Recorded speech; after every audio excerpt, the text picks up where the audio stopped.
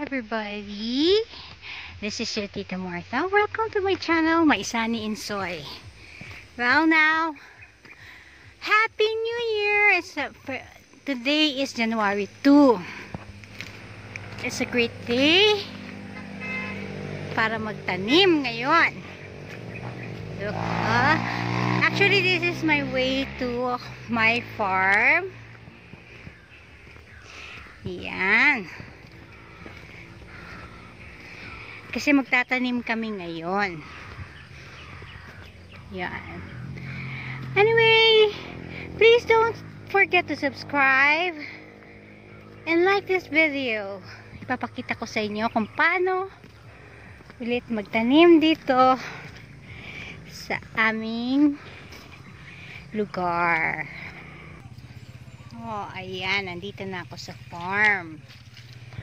This is our farm and we're planting now. Nagtatanim kami ngayon.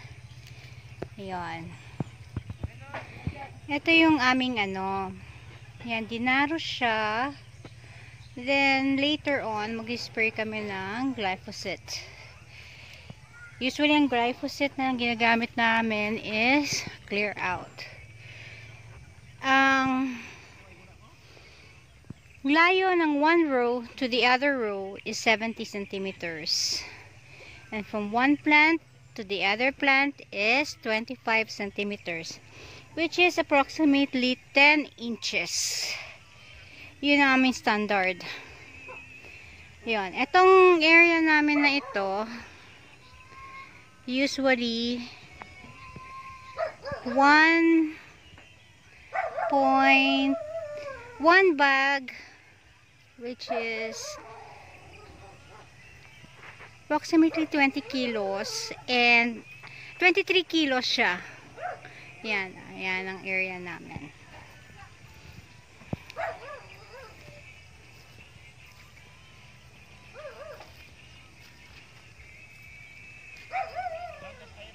Yan, ang style namin ng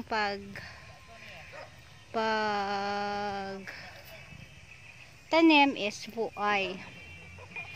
Wherein linalagay nila, ayun, nag-aano sila ng gona. Yan, mabibili sila. Tapos natatakpan ka agad. Tomorrow pa kami mag-spray as I said a while ago. Yan. Yan. This is the whole area. Yan. Actually, this is 1.3 hectares. Sa isa ka hektarya, dawa kadag 9 kilograms ang nagagamit. Yan. Ayun si Insoy. Can you see him? Yan. Ang tanong, anong binhi ang gagamitin ko ngayon? You're having fun. Yan. Yan. Ang tanong ngayon, anong binhi ang gagamitin ni Tita Martha? Actually, pioneer pa rin kami. Yan. Here is yan, ang pioneer na hinaluan ng Marshall. Ito yung hinalo, Marshall. Ito yung pioneer, which is 3530 YHR. Yan siya. Yan.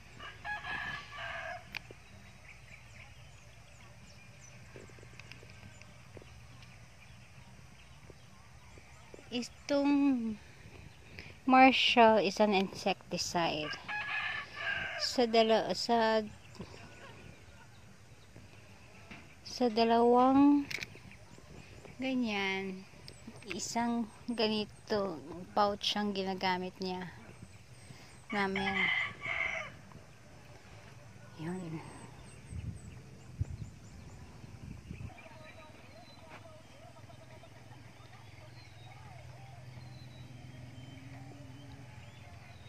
That is puay. Yan, ganyan sila magpuay.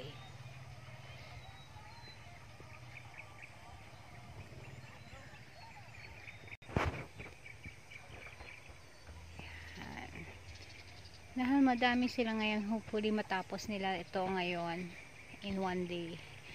Yan ang total area na kanilang tataniman.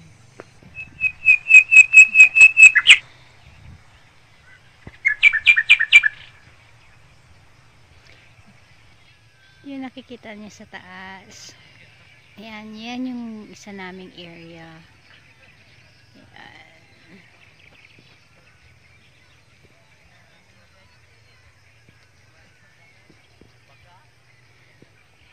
Yan ang total area. There's Insoy.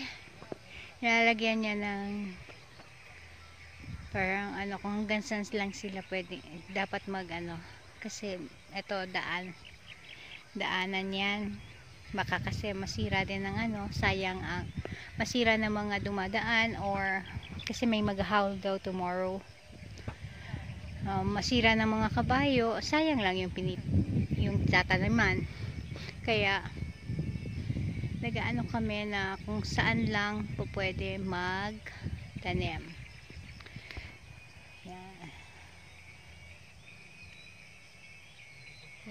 Yan ang whole area. Yan. Anyway, to wrap it up, one of the most important factors to make your uma at least 98% or close to 100% na mag-germinate ang inyong mga mais is first, clean your uma. Second, land preparation is very important. Kasi kailangan ng mais dugmok ang imong yuta. Then, yan, kaya yan, na traktor yan siya. Then, kailangan tudlingan mo. Kasi, para uniform ang layo ng mga mais mo. Like dito sa amin, ang tudling namin is 70 centimeters ang difference ng one row to the other row. Then, the plant should be 25 centimeters or approximately 10 inches away from one plant to the other plant, para nakakahinga yung mga dahon, o kaya freely nakakaano yung mga dahon ng ating mga mais. Those are the most important things na kailangan natin tandaan pag mag-uumpisa tayo sa maisan. Ang ginagamit namin ano dito, seedlings, is Pioneer 3530YHR. Kasi effective dito sa aming lupa ang Pioneer 3530YHR. Yon. Tapos, hinaluan namin ng Marshall, which is an insecticide.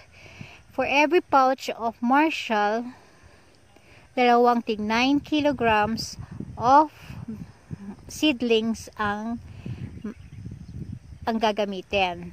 Yun. Tapos, yun, the way of ano namin dito is puay. What is puay? Yun, hindi lang yung hinuhulog yung ano, kundi ginagamitan nila ng say tawag ana gona ang kanilang ano, tapos tatakluban nila ng ano, kasi dito madami kasing mga birds, para iwas kainin ng mga birds ang ating mga binhi. Yun. That's it for now. Hope na may natulong ako pag napanood ninyo itong aming video, Maisa ni Insoy. May naitulong kami para lalo na sa mga nag-uumpisa pa lang na magtanim ng mais. Yon. That's it for now. This is your Tita Martha saying Happy Mais and Happy New Year to everyone. And God bless us all. Stay safe.